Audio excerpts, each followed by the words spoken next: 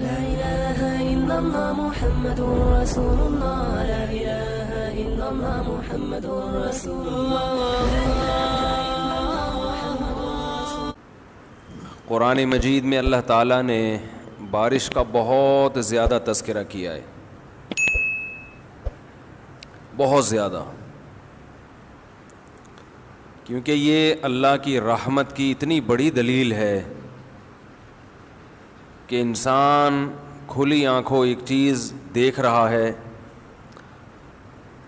اور پھر بھی وہ اللہ کی طرف متوجہ نہ ہو، تو یہ بہت بڑی بدبختی کی بات ہے.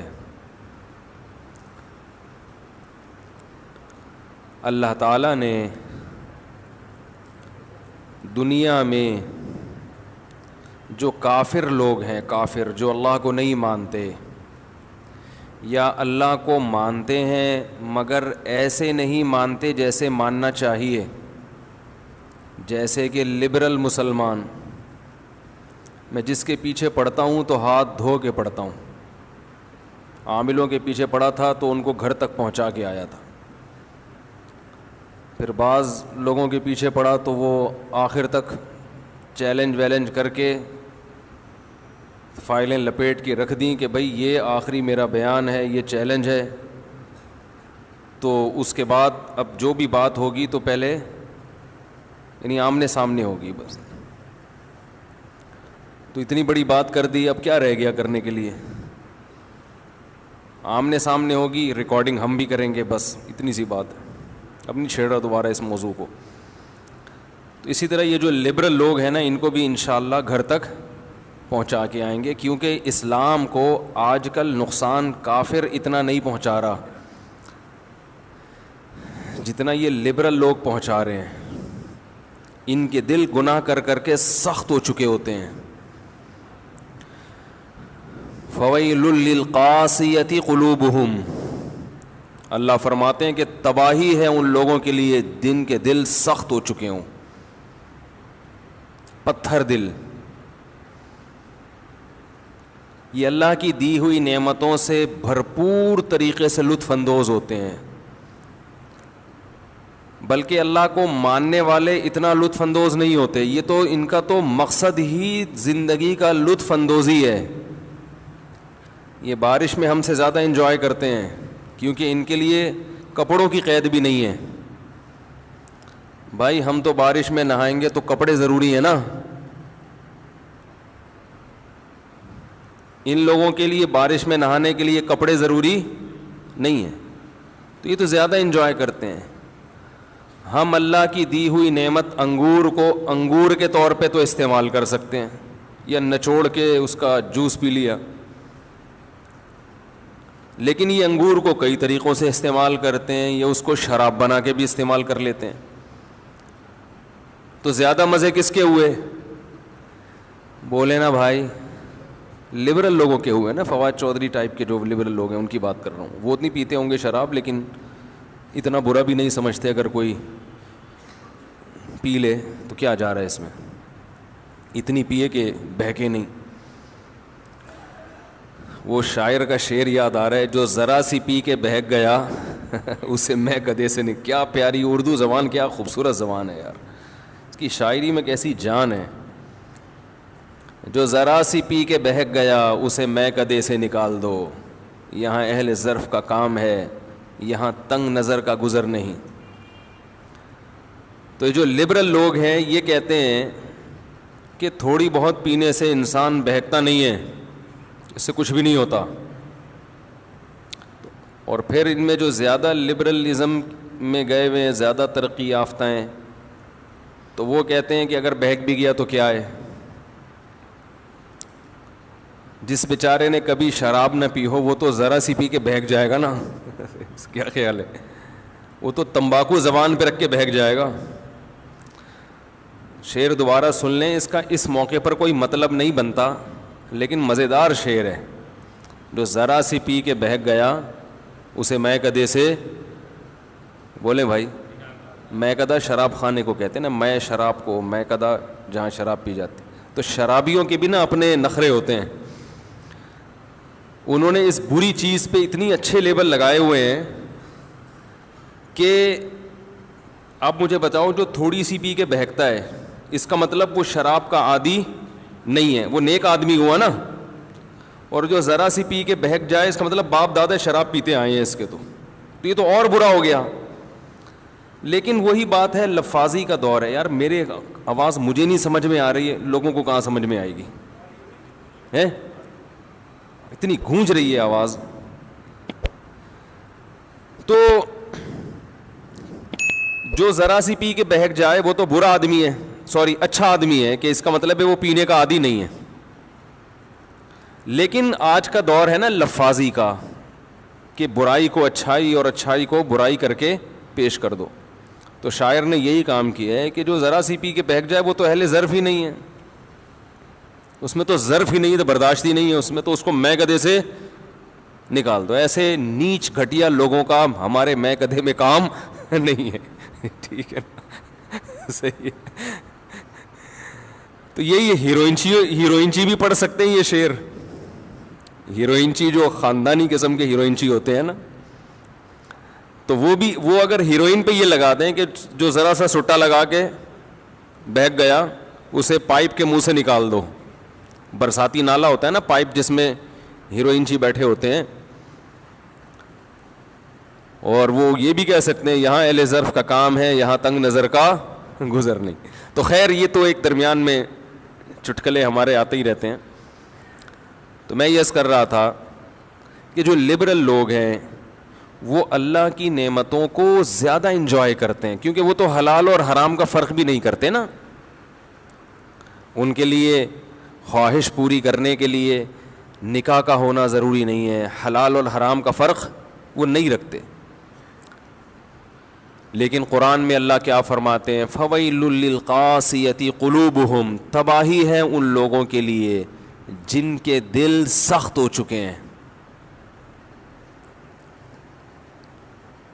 انہیں دنیا کی ہر چیز سمجھ میں آتی ہے, لیکن اللہ کی جو دن اور رات نعمتیں دیکھ رہے ہیں وہ سمجھ میں ہی نہیں آتی. بارش جب برستی ہے تو کیسی اللہ کی رحمت کہ اللہ انسانوں کو زندہ رکھنے کا انتظام کر رہا ہے. یہ بارش کا جو برسنا ہے نا, یہ جو لبرل لوگ ہیں یا کافر لوگ ہیں تو ہر چیز کو اتفاقی کہتے رہتے ہیں نا, اتفاقی اتفاقی اتفاقی اتفاقی ہے, نیچرل ہے نیچرل ہے. ارے بھائی کیا نیچر نے خود اپنے آپ کو بنا لیا ہے؟ نیچر میں اتنی عقل ہے کہ کس وقت کیا ہونا چاہیے اور وہ اسی حساب سے ہوتی چلی جا رہی ہے. نیچر تو ایک فرضی چیز ہے, نیچر تو خود کریٹڈ ہے, وہ کیسے کریٹر ہو سکتی ہے بھائی؟ ہم لوگ کہتے ہیں نا یہ آدمی بائی بورن ایسا ہے, پیدائشی ایسا ہے. کیا مطلب اسی فطرت پہ اس کو پیدا کیا گیا ہے, تو یہ بھی پیدا اور اس کی جو فطرت ہے وہ بھی پیدا شدہ ہے. تو لیکن اتنی عقل نہیں ہے جو اللہ کو نہیں مانتے یا اللہ کی نہیں مانتے. بہت سے لوگ اللہ کو مانتے ہیں, جیسے ہمارے جو لبرل مسلمان ہیں نا, اللہ کو مانتے تو ہیں لیکن اللہ کو یہ والا ماننا قبول نہیں ہے. اللہ کہتے ہیں مجھے اس قسم کے ماننے کی چندہ ضرورت نہیں ہے. جیسے آپ اپنے ابا کو کہتے ہو ابا آپ میرے ابا ہیں, لیکن ابا کہتے ہیں بیٹا آئی ڈی کارڈ میں میرا نام ڈال لو ولدیت میں, آپ اس کے لیے بھی تیار نہیں ہوتے. ابا کسی کام کا آپ کو کہتے ہیں, آپ اس کے لیے تیار نہیں ہوتے. ہاں ابا سے پیسے لینے کے لیے آپ آ جاتے ہیں. جب پیسے لینے کی باری آتی ہے تو ابا کہتے ہیں بیٹا بات تو میری کوئی مانتا نہیں ہے, تو آپ جواب میں کہتے ہیں ابا بہرحال ابا تو آپ ہی کو مانتا ہوں. تو ابا کہیں گے مجھے ایسے ابا ماننے کی چندہ ضرورت نہیں ہے, جو تمہارے مفاد میں جا رہا ہو, اور جب تمہارے مفاد پہ ضرورت پڑتی ہو تو میں ابا نہیں ہوں.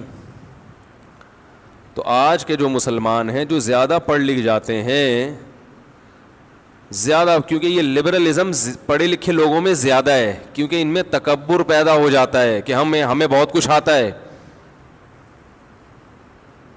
پھر یہ مولویوں کو گھٹیا سمجھنا شروع کر دیتے ہیں, جاہل سمجھنا شروع کر دیتے ہیں. بلکہ مولوی کی بات اگر لاجک کے مطابق ہوگی نا، بلکہ وہ کوئی سائنسی تحقیق بھی پیش کرے گا سائنسدانوں کے حوالوں کے ساتھ، اس کو بھی نہیں مانتے، کیونکہ یہ مولوی نے کہہ دی بات. یہ تکبر ہے. ایک تو آپ نے علم کا جو معیار ہے نا وہی غلط ہے آپ کا.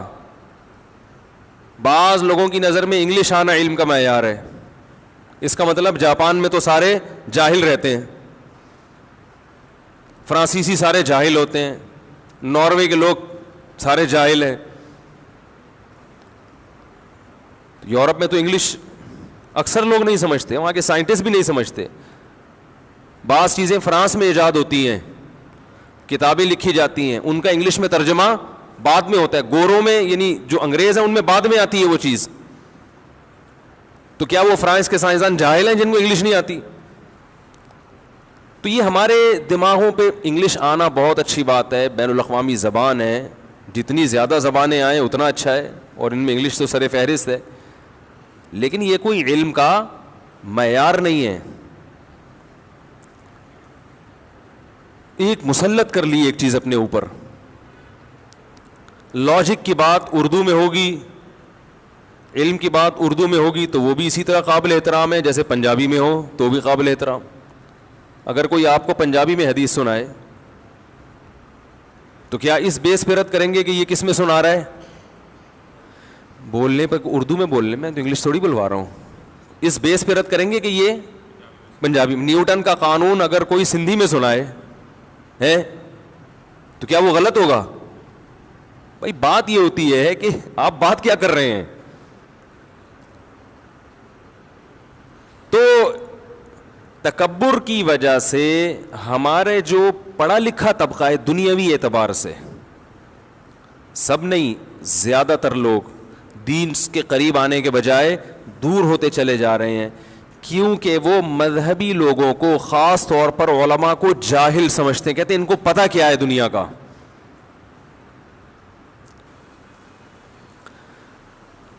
تو جب بھی اللہ کی کسی نعمت کو دیکھا کرو میرے بھائی، اللہ سے یہ دعا مانگا کرو، اے اللہ اس نعمت کے شکر کی توفیق دے دے، اس نعمت کے شکر کی توفیق دے دے.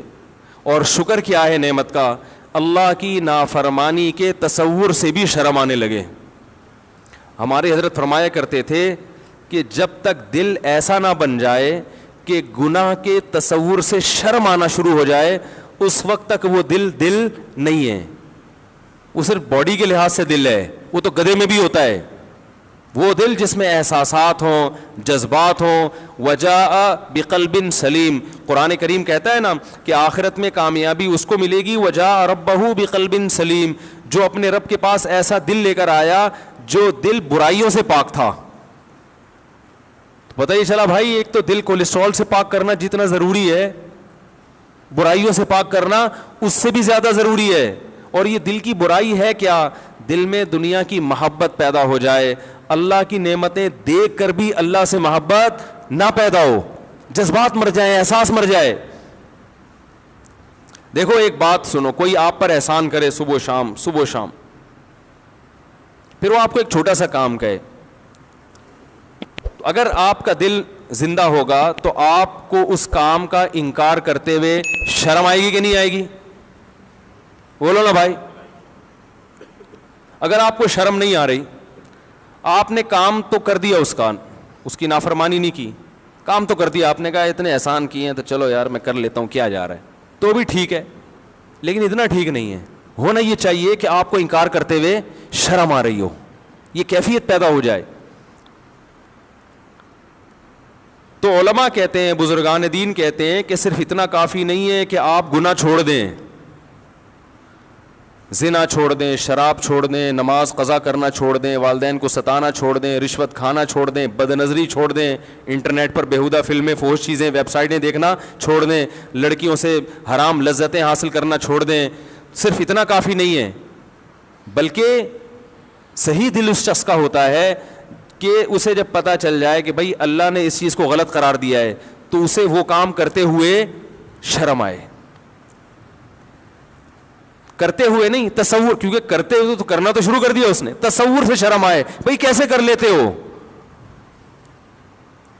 یوسف علیہ الصلاۃ والسلام کو جب عزیز مصر کی بیوی نے بند کمرے میں زنا کی دعوت دی، جوان ہے، جوان خوبصورت، اور بادشاہ کی بیوی بھی کوئی کم خوبصورت نہیں ہوگی، اور مصر کا حسن تو ویسے ہی مشہور ہے، مصر میں تھی، کوئی روک ٹوک نہیں ہے، نہ بدنامی کا خطرہ. عورت جب خود دعوت دے رہی ہو تو منع کرنے میں بدنامی کا خطرہ ہوتا ہے، کیونکہ اس طرح کی عورتیں الٹا بلی کس پہ ڈال دیتی ہیں؟ مرد پہ ڈال دیتی ہیں، بدنام کر دیتی ہیں، اور لوگ اس